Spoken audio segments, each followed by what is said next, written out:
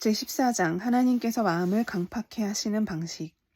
성경이 바로에게 이르시되 내가 이 일을 위하여 너를 세웠으니 곧 너로 말미암아 내 능력을 보이고 내 이름이 온 땅에 전파되게 하려 함이로라 하셨으니 그런즉 하나님께서 하고자 하시는 자를 긍휼히 여기시고 하고자 하시는 자를 강팍해 하시느니라. 로마서 9장 17절부터 18절 말씀. 15절에서 18절까지의 말씀 속에서 사도 바울이 6절에서 13절까지의 교훈을 반대하는 두 가지 이론을 다루고 있다는 것을 우리는 보았습니다. 첫째로 사도 바울은 하나님께서 긍휼히 여길 자에게 긍휼을 베푸시는 절대적인 주권과 자유를 확증합니다. 이제 17절에서 두 번째 경우를 다루고 있는 것에 이르게 됩니다. 이 교훈에 비추어 볼 때 하나님께 불의가 있다는 도전에 대해서 다룬다는 것입니다. 그는 먼저 왜냐하면 성경이 이르시되 라고 말하고 있기 때문입니다. 바로 이것은 매우 흥미있는 점입니다. 왜냐하면 여기 왜냐하면이라는 접속사가 17절이 15, 16절의 교훈과 직접 연관되어 있음을 금방 생각하도록 유도할 수 있기 때문입니다. 그러나 매우 분명하게도 그렇지 않다는 것입니다. 그 접속사는 13, 14절과 연관됩니다. 우리가 이미 본 것처럼 13절은 이와 같이 보편적인 입장을 표현합니다. 내가 야곱은 사랑하고 에서는 미워하였다. 그런 다음에 반론이 제기됩니다. 그런즉 우리가 무슨 말하리요? 하나님께 불의가 있느뇨? 야곱은 사랑하고 에서는 미워했다는 그 사실이 하나님의 불의를 뜻하지 않느냐는 식입니다. 그럴 수 없느니라. 그런 다음 15, 16절 말씀은 야곱을 사랑하시고 원하는 자에게 베푸신 하나님께 결코 불의함이 없음을 보여줍니다. 바울은 그 문제를 다루고 난 다음에 사실상 이렇게 말하고 있습니다. 내가 이제 또 다른 반론을 거론하겠다. 에서를 미워한 것에 대해서는 어떠하냐는 문제 말이다. 그래서 그 문제를 꺼내는 것입니다. 따라서 27절의 왜냐하면이라는 접속사는 사실상 13, 14절의 진술과 연관됩니다. 그 진술은 이 보편적인 비평의 두 번째 국면입니다. 우리가 표현한 대로 그것은 두 번째 보조적인 경우의 진술입니다. 이제 여기서 우리는 성경을 읽는 사람이면 어느 누구라도 직면할 수 있는 가장 어려운 문제들 가운데 하나를 접하고 있는 것입니다. 우리가 지난 강론에서 다룬 문제보다 더 어려운 문제입니다. 제가 생각하기로는 성경 교훈의 전 영역에서 거듭나지 아니한 사람이나 잘 가르침을 받지 못한 그리스도인들에게 바로 이 진술처럼 거침돌 역할을 하는 것은 없습니다. 성경이 바로에게 이르시되 내가 이 일을 위하여 너를 세웠으니 곧 너로 말미암아 내 능력을 보이고 내 이름이 온 땅에 전파되게 하려 함이로라 하셨으니 그런즉 두 경우에 대한 보편적인 결론이 나옵니다. 하나님께서 하고자 하시는 자를 긍휼히 여기시고 하고자 하시는 자를 강팍해 하시느니라. 바로 그 거침돌 역할을 하는 것은 강팍해 하신다는 표현입니다. 우리가 이 진술을 살펴나가면서 다시 한번 우리가 해야 하는 첫 번째 일은 이 위대한 사도가 사용한 어휘들이 어떻게 쓰였는지를 판단하는 일입니다. 저는 여러분이 그 문제를 연구하고 있음을 당연한 일로 여기고 있습니다. 왜냐하면 여러분은 난제들을 두려워하지 않기 때문입니다. 어떤 문제가 어려우면 그것을 시험하거나 이해하려고 노력하지 않겠다고 말하지는 않으니 말입니다. 여러분은 그런 문제를 연구하고 있다고 저는 생각합니다. 여러분은 그 문제에 대한 조명을 원하고 있기 때문입니다. 또한 저는 여러분이 그러한 것을 싫어한다는 구실 아래 놀란 말처럼 뒷걸음질 치는 일을 하지 않는다고 전제합니다. 나는 그러한 것을 살펴보지 않겠다. 내가 좋아하는 성경 부분에만 집착하겠다는 식으로 말하지 않음을 전제하고 있습니다. 물론 그렇게 하는 것은 매우 치명적인 실수입니다. 그것이 성경을 모독한다는 사실을 제외하고 보더라도 하나님을 모독하고 있는 처사입니다. 그러면 사도가 그 문제를 어떻게 다루는지를 살펴봅시다. 우리가 주목해야 하는 첫 번째 요점은 사도 바울이 성경이 바로에게 이르시되 라고 말하였다는 사실입니다. 이 진술은 그 자체로 우리의 흥미를 북돋우는 진술입니다. 왜냐하면 출애굽기 9장 16절로 되돌아가 보면 모세를 통해서 말씀하신 분은 하나님이신 것을 발견할 것이기 때문입니다. 그러나 여기서 사도는 그것을 성경이라고 지칭하고 있습니다. 그 표현은 다시 한번 성경에 관해서 우리가 잊어서는 안 되는 것을 상기시켜줍니다. 성경은 하나님의 말씀입니다. 신약 성경에서 발견하는 어휘들을 보면 언제나 상호 교대적으로 쓰여지고 있습니다. 하나님이 가라사대, 성령이 이르시되, 성경이 말하되, 성령님께서 말씀하시되 등으로 되어 있습니다. 다른 말로 해서 우리는 여기서 사도 바울의 의견을 다루고 있지 않다는 것입니다. 그 문제가 매우 큰 것으로 여겨졌던 것이 아닙니까? 사람들이 어떤 것을 싫어할 때 이렇게 말하는 것을 우리는 듣습니다. 아, 그것은 사도 바울이 말한 것에 불과하다. 물론 그런 식으로 말하기 시작한다면 성경에 관한 관점이 어떠한 것인가를 드러내는 것에 불과합니다. 이 사도 바울은 예수 그리스도의 사도입니다. 그는 하나님께 감동받은 사람입니다. 그는 한 계시를 받았습니다. 따라서 사람들이 그런 식으로 말할 때에 성경이 독특하게 정확무오한 영감된 하나님의 말씀이라는 교리를 부인하고 있는 것입니다. 우리가 성경을 어떻게 다루는지 조심해야 합니다. 실제로 바로에게 말한 것은 모세였습니다. 그러나 여기서 바울은 성경이 이르시되 하나님께서 말씀하시되 라는 식으로 말하고 있습니다. 이 두 표현은 동의어적인 표현이고 서로 상호 교대적으로 쓰인 표현입니다. 그러나 사도가 전개시키고 있고 우리를 위해서 그 문제를 해결해 주어야 마땅한 그 논증은 이것입니다. 우리가 지난 강론에서 본 바와 같이 성경이 이러한 것을 말하면 더 이상 할 말이 없어진다는 것입니다. 우리는 그 성경이 말하는 것을 포착해야 합니다. 우리 그리스도인들은 자신을 이 책에 복종시킨 사람들입니다. 우리는 성경을 떠나서는 아무것도 알지 못합니다. 우리는 철학자들이 아닙니다. 또한 진리를 추구하고 탐구하는 자들도 아닙니다. 우리는 어린아이들입니다. 우리는 아무것도 모른다고 말합니다. 우리에게 필요한 것은 하나님의 성령님의 비추임과 가르침을 받는 것입니다. 우리는 이것이 바로 하나님의 계시의 말씀이라고 믿습니다. 말씀하시는 하나님이 여기에 계십니다. 우리는 그 책에 자신을 복종시킵니다. 이해하기 어려운 문제를 가지고 어떤 그리스도인들과 대화를 나눌 때 성경이 어떻게 말합니다 라고 한다면 즉각적으로 그 모든 의문과 논증은 멈춰져야 마땅합니다. 바울은 그가 제시하는 그 두 보조적인 경우에서 그 논증을 사용했습니다. 우리가 앞에서 보았듯이 모세에게 이르시되 내가 긍휼히 여길 자를 긍휼히 여기고 라고 바울은 말합니다. 좋습니다.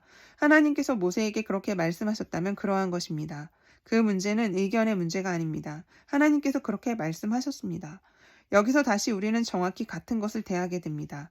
하나님께서 무엇을 말씀하셨든지 그것은 다 옳습니다. 언제나 바르고 진리입니다. 사도는 여기서 사실상 이렇게 말하고 있는 셈입니다. 나는 나 자신의 의견을 표현하고 있는 것이 아니다. 하나님께서 그렇게 말씀하셨다. 내가 에서는 미워하였다고 하신 하나님의 말씀이 불의한 것처럼 들린다고 너희는 말하고 있다. 너희들은 은총뿐만 아니라 버려두시는 이 국면에 대해서도 싫어한다. 그러나 그러한 문제를 제기해서는 안 된다. 왜냐하면 성경이 하나님께서 친히 그렇게 말씀하셨기 때문이다. 그런 다음에 그는 하나님께서 바로에게 이르라고 모세에게 말씀하신 것을 인용해 나갑니다. 그 바로의 권위 아래서 이스라엘 자손들이 살고 있었습니다. 바로 그 큰 권력가에게 어떤 말로 말해야 될지 하나님께서 모세에게 일러주셨던 것입니다. 출애굽기 9장 16절에 그것이 나옵니다. 하나님께서 그렇게 말씀하셨기 때문에 그 문제에 어떤 불의의 요소가 있을 수 없습니다. 그것이야말로 모든 논박을 종식시키는 요점입니다. 그러나 사도는 명백히 우리가 이 진술을 숙고해 보기를 간절히 원하는 것입니다. 따라서 먼저 사용된 어휘를 살펴봅시다. 왜냐하면 사람들은 흔히 그 어휘들의 난색을 표명하기 때문입니다. 첫 번째 진술은 이러합니다. 하나님께서 모세를 통해서 바로에게 말씀하셨습니다. 내가 이 일을 위하여 너를 세웠으니 너를 세웠다라는 말씀이 오해받기 쉬운 표현입니다. 이 때문에 사람들은 고통을 당합니다. 아마 그 표현을 더 낮게 번역한다면 내가 너로 하여금 서게 하였다 라는 표현으로 해야 할 것입니다. 언어에서 전달되는 의미는 어떤 사람이 나타나거나 어떤 사건이 무대에 나타나도록 허용한다는 의미입니다. 찰스아치는 여기서 매우 훌륭한 번역을 하고 있다고 저는 믿습니다. 이 목적을 위해서 내가 너를 세웠고 네가 있는 그곳에 있게 하였다. 단번에 너를 제거해버리지 않고 말이다. 이 표현은 대단히 어려운 표현입니다. 그러나 그 정확한 의미에 대해서 권위 있는 학자들 사이에 보편적인 의견의 일치가 있습니다. 위험한 요소는 그 표현이 내가 이 목적을 위해서 너를 지었다는 뜻을 가지고 있다고 억측을 부리는 것입니다. 그러나 그러한 뜻이 아닙니다. 여기서 창조의 개념을 전혀 암시하고 있지 않습니다. 이 표현 속에 나타난 전체적인 개념은 어떤 역사적인 특별한 시점의 무대의 장면에 나타나는 그런 개념입니다. 따라서 바로가 이 목적을 위해서 지음받았다는 개념은 온전히 제거되어야 합니다. 두 번째 용어는 18절 마지막에서 언급되는 것입니다. 하고자 하시는 자를 강팍해 하시느니라. 수많은 사람들에게 거침돌 역할을 한 것이 바로 이 강팍해 하는 과정입니다. 강팍해 한다는 말은 고집스럽고 마음을 굳게 만든다는 뜻입니다. 그 말은 단순히 심판을 하려 한다는 뜻만이 아닙니다. 그 이상입니다. 여기서 다시 다음과 같이 말하려는 시도가 자주 있었습니다. 그 사람 바울은 율법주의자요 율법가였다. 그는 그와 같은 차원에서 생각할 수 있었다. 그러나 이러한 종류의 일은 하나님과는 거리가 먼 것이다. 그러나 출애굽기의 역사는 이 용어를 10번이나 사용하고 있다는 것입니다. 따라서 그 점에 있어서 어떤 의문이나 어떤 오류가 있을 수 없는 것입니다. 난지는 바로 여기에 나타납니다. 출애굽기의 기록은 하나님께서 바로의 마음을 강팍하게 하셨다고 말하는 것만이 아닙니다.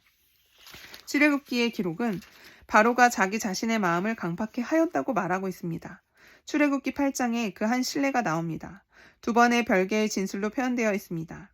그러나 바로가 숨을 통할 수 있음을 볼 때에 그 마음을 완강케 하여 그들을 듣지 아니하였으니 여호와의 말씀과 같더라. 그런 다음 32절에서 그러나 바로가 이때에도 마음을 완강케 하여 백성을 보내지 아니하였더라고 말하고 있습니다. 여기에 바로 우리에게 부닥치는 난제가 있습니다.